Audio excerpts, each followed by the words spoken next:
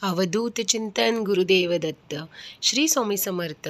सर्व स्वामी भक्तांचं माझ्या चॅनलवर स्वागत आहे. आज आपण या व्हिडिओमध्ये बघणार आहोत श्री स्वामी समर्थ महाराजांना नवस कसा करायचा. तर बघा, कधी आपण आपल्या स्वतःसाठी म्हणा किंवा घरातल्या सदस्यांसाठी एखादी इच्छा पूर्ण करायची असेल, पण मात्र ती पूर्ण होत नसेल, तर अशा वेळेस आपण स्वामींकडे नवस करत असतो. पण नवस करूनसुद्धा आपल्याला त्याचे फळ मिळत नाही. त्यामागे काय कारण असतात हे आपल्याला नेमकं कळतच नाही. आणि आपण मग काय करतो, परत नवस बोलत राहतो. परंतु जर का नवस आपण चुकीच्या पद्धतीने बोलत असो किंवा नवस हा चुकीच्या पद्धतीने बोलला जात असेल, तर तुम्ही कितीही वेळा स्वामींना नवस करा, त्याची फलश्रुती तुम्हाला मिळणारच नाही. म्हणूनच आपण ह्या व्हिडिओमध्ये बघणार आहोत स्वामींना नवस करताना काय म्हणावे आणि त्यामागे लागणाऱ्या त्याच्या नियम आणि पद्धती मी आज तुम्हाला सांगणार आहे. सर्वप्रथम कधी काय होतं, आपण भरपूर वेळा स्वामींकडे किंवा देवाकडे नवस बोलतो, पण तो पूर्णच होत नाही. तर का? कधी चुकीच्या पद्धतीने आपण नवस बोलतो, म्हणूनच आपला नवस पूर्ण होत नाही. अनेक लोक नवस बोलूनही त्यांची इच्छा पूर्ण होत नाही, याबद्दल निराश होतात. यामागे काही कारणे असू शकतात. जसं नवस बोलण्याची चुकीची पद्धत असते काही लोकांची. तर कधी आपण देवाला अयोग्य वस्तूंचा नवस म्हणतो. म्हणजे कसं, आपल्याला स्वामींना साधेपणा फार प्रिय आहे. त्यामुळे त्यांना महागड्या वस्तू, पदार्थ, दान यापेक्षा भक्ती आणि सेवा अधिक प्रिय आहे. जसे की, माझी इच्छा पूर्ण झाल्यास मी तुम्हाला 1 किलो पेढे चढवेन किंवा मठामध्ये मी एवढे पैसे दान करेन. देवाला म्हणजे आपल्या स्वामींना ह्या वस्तूची अजिबात गरज नाही. स्वामींना पाहिजे ती फक्त भक्ती आणि श्रद्धा. आणि बघा, कधी नवस बोलल्यानंतर आपण नवस पूर्ण करण्याची अटसुद्धा घालतो. म्हणजेच कसं, अनेक लोक नवस बोलताना त्याची पूर्तता करण्याची अट घालतात. जसे की, माझी इच्छा पूर्ण झाल्यास मी 108 स्वामीचरित्र सारामृत पारायण करेन. अशी अट घालणे योग्य आहे का? अजिबातच नाही. नवस पूर्ण झाल्यावर आपण स्वतःहून देवाची सेवा आणि भक्ती करायला हवी. कधी शब्द पाळण्यात पण आपण असमर्थ असतो. नवस पूर्ण झाल्यावरच सेवा करण्याची वृत्ती चुकीची आहे. नवस बोलतानाच सेवा सुरू करणे आणि पूर्ण श्रद्धेने शब्द पाळणे हे अत्यंत आवश्यक आहे. आपण आपल्या अंतर्मनातून कधी आपण म्हणजे नवस बोलतो, पण आपल्या अंतर्मनात त्या प्रकारची भक्तीच नसते.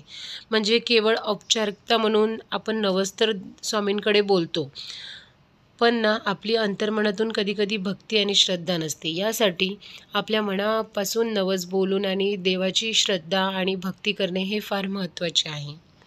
आता बघा, नवस बोलल्यानंतर नवस पूर्ण होण्यासाठी किती वेळ लागू शकतो? तर नवस पूर्ण होण्यासाठी किती वेळ लागू शकतो हे अनेक घटकांवर अवलंबून असते. जसे की, आपल्या नवसाचे स्वरूप काय आहे, म्हणजे तुम्ही काय नवस बोलला आहात, तुमची इच्छा लहान आहे की मोठी, तुम्ही स्वामींना काय देण्याचे वचन दिलेले आहे, आणि त्याचबरोबर तुमची श्रद्धा आणि निष्ठासुद्धा महत्त्वाची असते.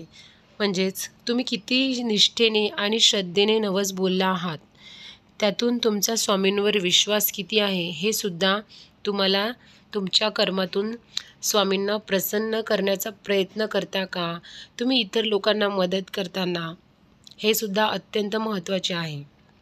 पण कधी नियती, बघा, कधी नियतीचा पण याच्यामध्ये खूप मोठा वाटा असू शकतो. जसेच काही वेळा तुमची इच्छा पूर्ण होण्यासाठी नियतीचा योग्य वेळ येणे आवश्यक असते.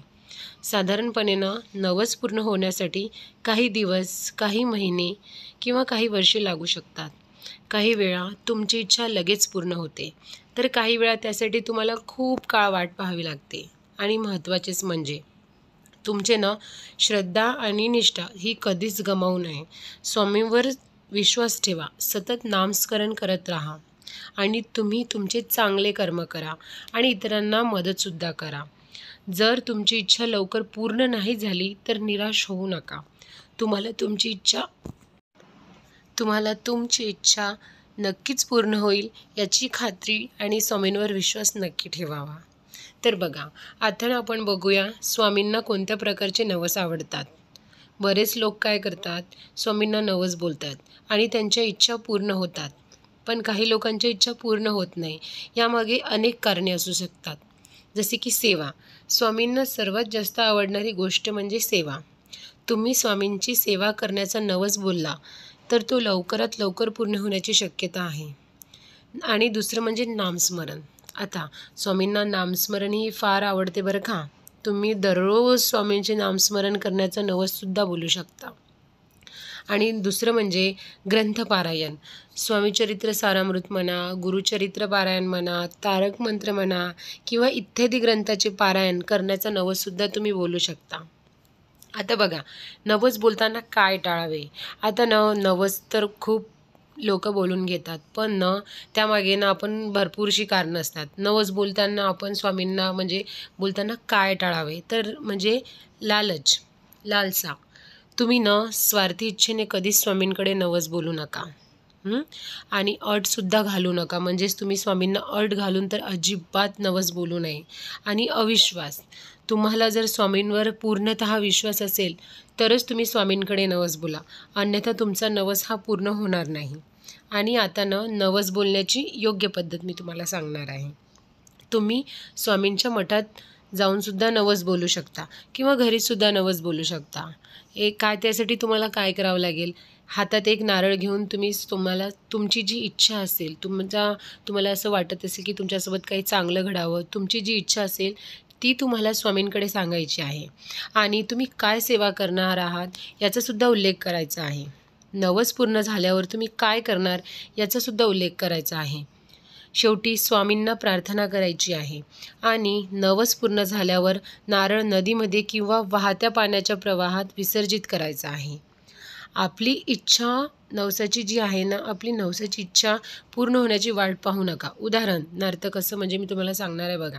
श्री स्वामी समर्थ, माझी ही इच्छा पूर्ण करा. तुमची जी इच्छा असेल ती सांगा, मी तुमची सेवा करेल. म्हणजे तुम्ही स्वामींना सांगायचं आहे की मी तुम्ही जी सेवा निवडणार आहात, म्हणजे पारायण म्हणा किंवा तारक मंत्राचे पठण म्हणा किंवा गुरुचरित्राचे पारायण म्हणा, तर तुम्ही असं स्वामींना सांगायचं आहे की मी ही तुमची सेवा करेल. नंतर नवस पूर्ण झाल्यावर मी काय काय करणार आहे त्याचासुद्धा तुम्ही स्वामींकडे उल्लेख करायचा आहे. तुम्ही माझे स्वामी आहात आणि मी तुमची भक्त आहे किंवा मी तुमचा भक्त आहे. तुमची सेवा मी नक्कीच पूर्ण करेल. उदाहरणार्थ स्वामी समर्थ महाराज, मी तुमची भक्त आहे आणि माझी ही इच्छा तुम्ही पूर्ण कराल. त्यानंतर मी तुमची सेवा नक्कीच पूर्ण करेल. श्री स्वामी समर्थ, असं सुद्धा तुम्हाला स्वामींकडे बोलायचं आहे. आता निष्कर्ष बघा, यामध्ये निष्कर्ष काय आहे, स्वामी समर्थांना नवस कसा करावा. स्वामी समर्थ असो किंवा आपल्या घरी पूजले जाणारे कोणतेही देव असो, कोणताही देव आपल्या भक्तांकडून त्याच्या सेवेची अपेक्षाच करत असतो. दुसरं देवाला महागड्या वस्तू म्हणा किंवा दागदागिने किंवा असं काही पण असो, ते देवाला काही म्हणजे प्रिय नसते. देवाला किंवा स्वामींना प्रिय असते ती सेवा.